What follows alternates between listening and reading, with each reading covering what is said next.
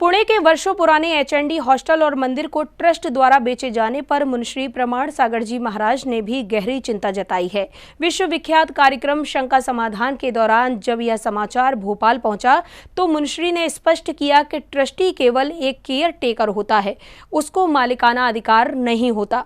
मुनश्री के इस वक्तव्य के बाद समाज में मानो एक नई चेतना और साहस का संचार हुआ है। भोपाल में विराजमान गुणायतन प्रणेता मुनश्री प्रमाण सागर जी महाराज के समक्ष जब एचएनडी हॉस्टल और मंदिर को ट्रस्ट द्वारा बेचे जाने की खबर उनके कार्यक्रम शंका समाधान में पहुंची तो यह चर्चा का प्रमुख विषय बन गई। पूछ रहे हैं, पिछले 2 माह से पुणे में 70 साल पुराने एचएनडी जैन हॉस्टल और परिसर में स्थित जिनालय को बचाने का आंदोलन जारी है।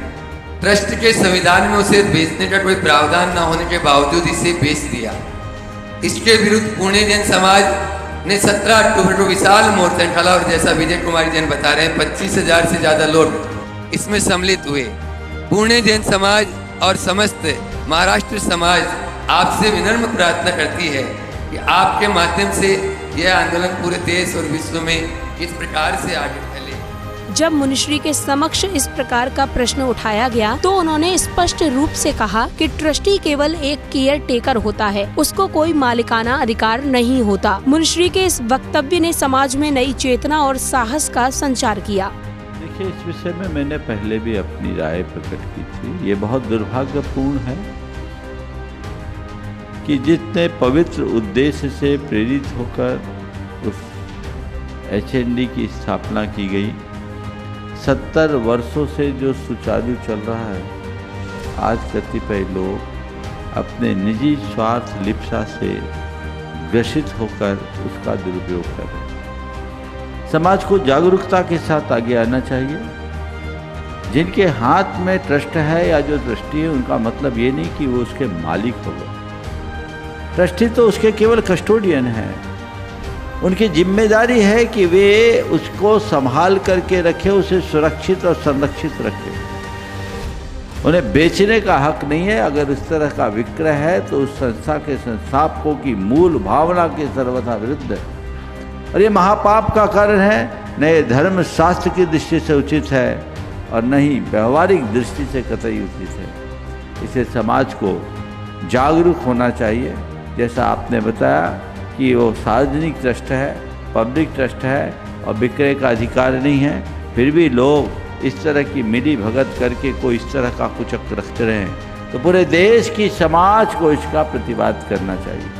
हालांकि अभी पूरे देश में आंदोलन की ज़रूरत नहीं है, लेकिन पुणे के लोग आंदोलित है, उन्हें अपना पूरा मोरल सपोर्ट देना चाहिए। उनकी आवाज़ में अपनी आवाज़ मिलानी चाहिए और अभी प्रथम चरण में सोशल मीडिया के माध्यम से और अन्य माध्यमों से महाराष्ट्र सरकार और भारत सरकार के प्रति भी इसका ध्यान कि भारत सरकार का भी इस प्रसंग पे ध्यान आकर्षित करना चाहिए।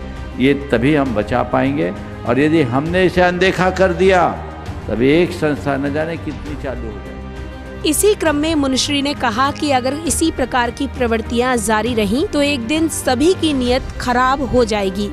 आज बहुत सारे ट्रस्टों का ये हाल है। संस्थापकों ने बहुत उच्च भावना के साथ उन्हें स्थापित किया, आज उनका मूल्य बढ़ गया तो ट्रस्टी होंगे। नीयत खराब हो सकती है, हो नहीं ये बात नहीं कह सकता, हो ही, लेकिन हो सकती है। लेकिन इस प्रकरण से हम अगर सीख ले और एक अभियान छेड़ दें तो कोई दूसरा हिम्मत नहीं कर पाएगा। और हिम्मत ही नहीं होनी चाहिए। भाई आप कस्टोडियन हो, आप मालिक थोड़ी हो, आप कैसे कर सकते हैं काम?